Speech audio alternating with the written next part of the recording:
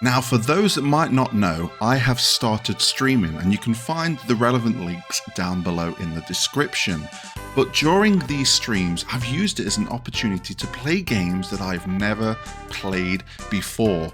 And the game that I've played, which is the title of this video, is Final Fantasy Mystic Quest. I played it on stream. I only played it on stream and I completed it on stream, and now I'm here on YouTube to talk about it. So with that all being said, what is up guys, Jen here, hope you're all doing well. Welcome back to the channel. As always, I've got you covered with timestamps in the description down below, so if you want to skip to a certain section, feel free. All I ask is for you to like the video.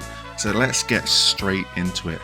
Final Fantasy Mystic Quest. I feel like I need to kind of touch on like a brief history. Where do I start? Well, quite clearly I've not played the game, but I have heard of it.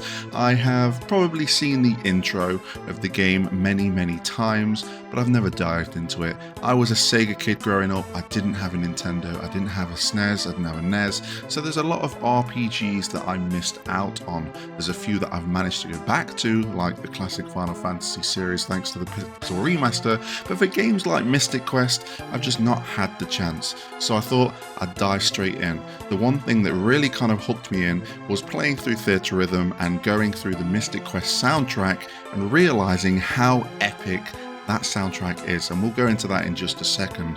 But that is my brief history of Mystic Quest. So let's talk about what my experience with the game was like. As always, I like to start off with the story, the characters, and the world. So the story is very basic. It's kind of your warrior out in the wilderness, and he is roped into saving the world through the crystals, which is all kind of tying it all to the Final Fantasy franchise, with that being the core. Not much else to say when it comes to the story. It's very basic. You kind of go through the dungeons, you go through the world, you meet characters, and then you kind of run into that trope of like, who is the bad guy? Who are we going after? What's the final boss going to be? And then you kind of hit the end game, and then it just happens. And there you go. There's the final boss. Well done. That's kind of the story in a nutshell. There is obviously a bigger scope to it, but if you haven't experienced it, there you go. Maybe you want to experience it yourself. So I don't want to go in too deep into that, but I do want to talk about the characters. Our main character is Benjamin, who I dubbed Genjamin for my journey for Mystic Quest. And you know, he is your generic kind of warrior of light. He is just traveling in the intro on these things, and he witnesses like an earthquake, and this old man kind of just like ropes you along and says, hey, you are the guy, go on this journey.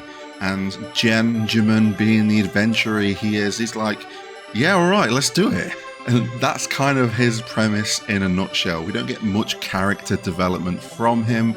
He is just a happy-go-lucky main character that is just willing to do the deed to save the world.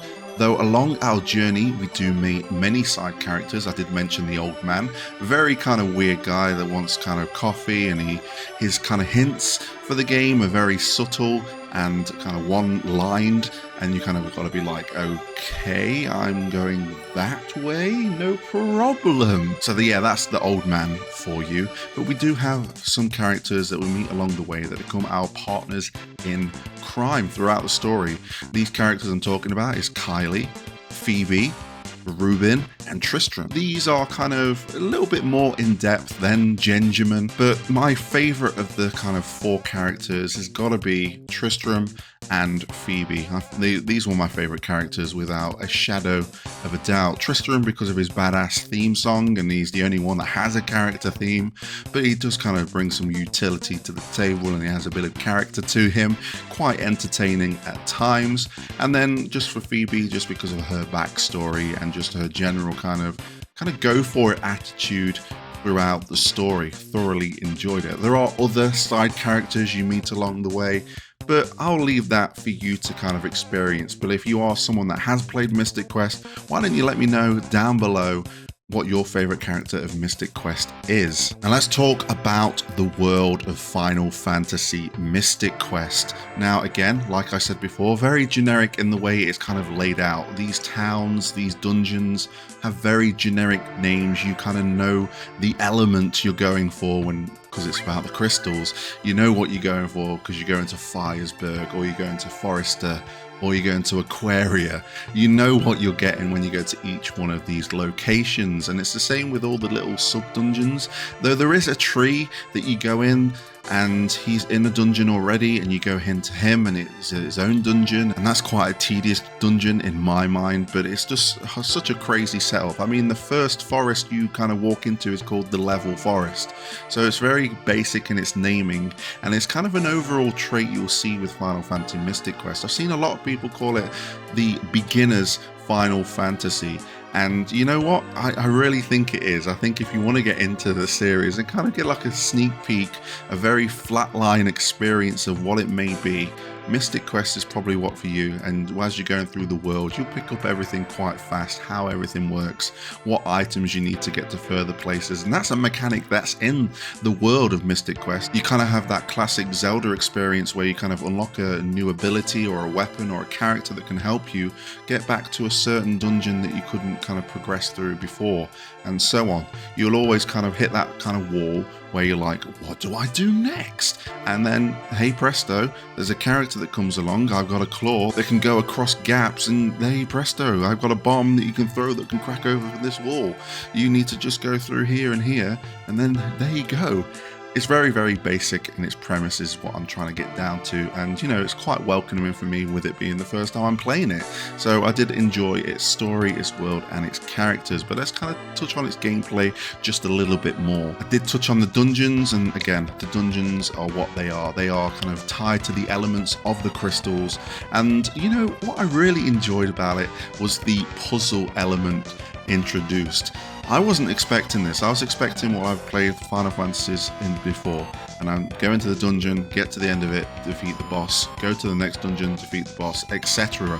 But you kind of go into these dungeons, and some of these have like nice little puzzles here and there, and I've got to admit, some of them I was just there for ages, just not knowing what to do or where to go, and I had to kind of retread my steps to kind of reassess the situation, and then I went back into it. I managed to get through it with little to no help.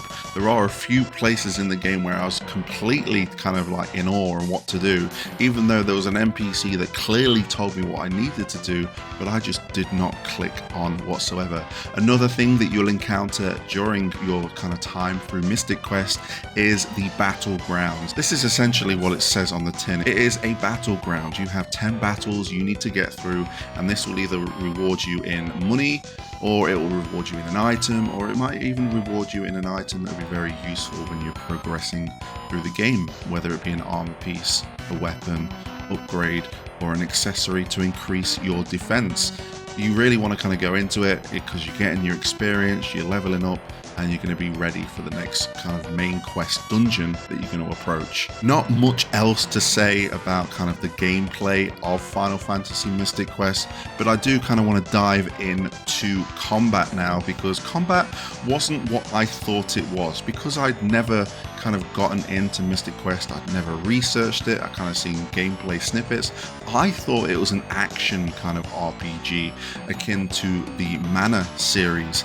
I was very wrong. This is a turn-based Final Fantasy, and again, it falls into that category of being my first Final Fantasy game, kind of like, you know, the classic nursery books when you have your books of firsts. This should be your first Final Fantasy because it gets into all the nuts and crannies of what a Final Fantasy is about at that base level, and combat was no different. It was a turn-based combat, and I thoroughly enjoyed it. It was quite easy, though there are definitely points in the game where I was like, you know what, I need to kind of reassess the situation, because I'm at the part of the game where status elements are becoming a real pain in the ass, and I needed to kind of make sure I stocked up on healing potions, make sure I had enough magic points to use heal spells, and everything else in between. But apart from that, it was smooth sailing, especially when I got to that final dungeon and I had access to buy seeds. When you've unlocked all of your magic, you kind of have some powerful magic like the white magic and flare magic, and at first that goes down really quickly if you decide to spam it in every single battle, but just as you get to the final dungeon, there is an NPC that sells seeds, and seeds replenish all of your magic points. And I bought 99 of these bad boys, and I went into that final dungeon and I had no issues whatsoever. So in a nutshell, kind of wrapping combat, gameplay, story, characters all together, yes, this truly is a kind of baseline Final Fantasy game, but I thoroughly enjoyed it as my first experience, especially trying to solve where to go next, or maybe going into a battle where a certain enemy is using a status element constantly on me and just kind of combating that. I really enjoyed that kind of blind playthrough kind of like experience that I had of solving it, and it was enjoyable. It was frustrating at times, but overall it was a great experience. And talking of great experiences, I want to talk about the soundtrack. I touched on it slightly at the beginning of the video, but this soundtrack absolutely bangs. This uses the SNES sound chip to a T, and you are going to get some cracking music out of this. Again, I shouted out Tristram's theme. It's very boppy. I like the battle theme. It always gets you ramped up, especially when you're going around. Random battles aren't so random. You see the enemies on screen, you walk up to them and you get into a battle. Didn't touch on it when I talked about combat, but you know how I like to roll with these videos. I just like to throw it in whenever it comes to mind. But yes, the music is definitely a big part of making Mystic Quest such a great experience. I want to shout out Firesburg for just having such a bop, and then going into the inn and getting the band to play with me and just bopping even more. There was never a boring moment with the soundtrack of Mystic Quest. So I think that's everything I really want to touch on when it comes to Mystic Quest. Again, in a nutshell, it was a great experience. It was easy, but it had its trials and tribulations, which were easily overcome as I kind of progressed through the game and learned how the game worked. I realized that chests respawn, which was great. I went back and kind of farmed potions, so I was prepared.